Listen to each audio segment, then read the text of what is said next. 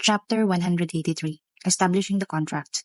Velgrin and I stood face to face, exchanging attacks that could end the battle at any moment. Our powers clashed violently, her flames against my sword, and while I was sent flying, a significant portion of her body was sliced. The confrontation had settled into a tense stalemate, but progress was being made. To an outsider, it looked like an intense back and forth, but in truth, I had plenty of breathing room. The shockwaves from our exchanges might have launched me through the air, but I redirected most of the impact, taking almost no damage.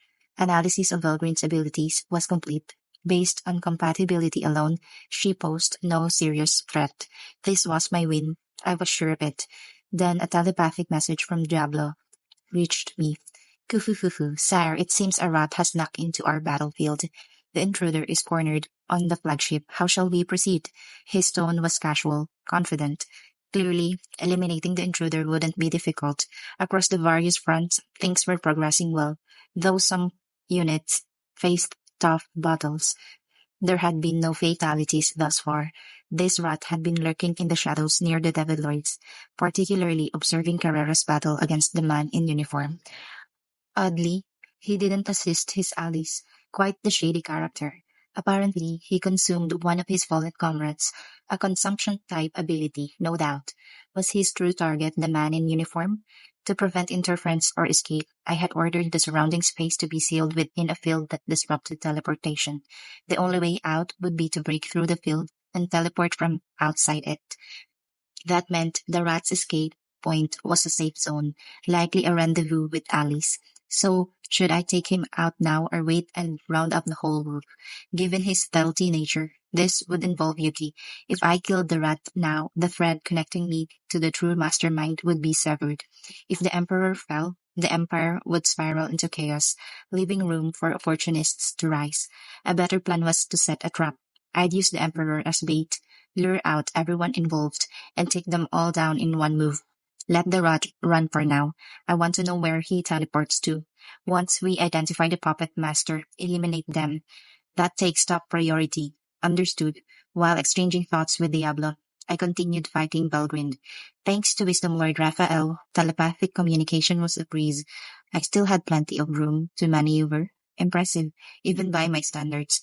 Belgrind's attacks were rendered useless by Covenant King Uriel's absolute defense.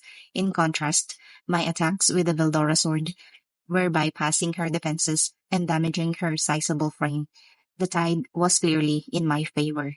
Eventually, Belgrind reverted from her dragon form to her human one. Her enormous body made defending difficult. Switching to human form was clearly to boost her defensive agility.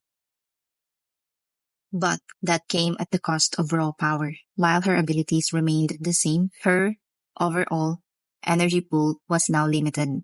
Still, since my defense nullified everything, her form didn't really matter to me. That said, she was stunning. Azure, blue hair, a regal presence. And frankly, it was a bit hard pointing my sword at her. And yet Raphael was pressuring me to give up Uriel now of all times. What did that mean? Of course, that would leave only Gluttony King Beelzebub available. Was Raphael telling me to devour her? Belgrind, panting and visibly fatigued from dodging several of my attacks, glared at me. If I kept this up, victory was assured. But then, that damn you, to do this to us, true dragons, to steal away my brother and interfere with Rudra and my wishes, she roared, launching another cardinal acceleration. Though the attack looked smaller, it was more focused, on par with her dragon form in terms of damage potential. Still useless. That attack had already been analyzed. It wouldn't work on me anymore. Wasn't it you who made the first move? You threw Veldora at me to begin with. Shut up, my little brother would never allow himself to be consumed by someone like you. He may have been unreliable, but to think he'd be defeated by a mere demon lord, absorbed and now used to defeat me? So this was personal. She was venting her attacks wild and filled with rage. Too bad for her, they didn't land. Still, this was a tricky situation. If I kept slashing with the Veldora sword, I might erase her. And she was Veldora's sister, after all. Hey, Veldora, can't you talk to her? Calm her down. Don't make me do something so terrifying. I almost stopped breathing. She's furious for my sake. If she finds out I'm alive and helping you, Right, Vildora's no help here. This entire mess started because he ran off to avoid meeting his other sister. Why was I stuck cleaning it up? Still, we can't just erase her, can we? Right. That would be bad. Wait, I've got it. Pretend you forced me into submission. Just devour her too. Let her be in the same position I'm in. You're strong enough now, and Raphael agrees. What was this guy saying? He just didn't want to get scolded and was dumping everything on me. But I thought about it. If I devoured Velgrind and released her like I did with Vildora, no real harm then. I never forced Vildora to do anything. He acted of his own will. So if I isolated Velgrind inside me and released her under the same terms, it would prove I hadn't done anything wrong. A sibling squabble, not my problem. I decided I'd devour her, but ensure she wouldn't go berserk when released. Solution, no issues. As a being equivalent to a true dragon, you can isolate her safely. Release conditions can be set. Negotiation with individual Scorched Dragon Vulgrin required. So first, devour her, then set terms. If she refused, I could just keep her safely sealed until everything ended. Objective clear. You've caused enough trouble, Vilgrind. Time to repent. Screw you. I'm not going down without a fight. Her speed was insane. Capturing her was no easy task, even in her human form. Eventually, I used insulated prison via Covenant King Uriel to seal her movements. Finally, she was caught. You bastard, let me out. Release me, she thrashed violently. I stepped forward. Had I still been in my slime form, this would have looked like a crime. Thankfully, I now appeared as a 16-year-old girl, shifting the mood in a strange way.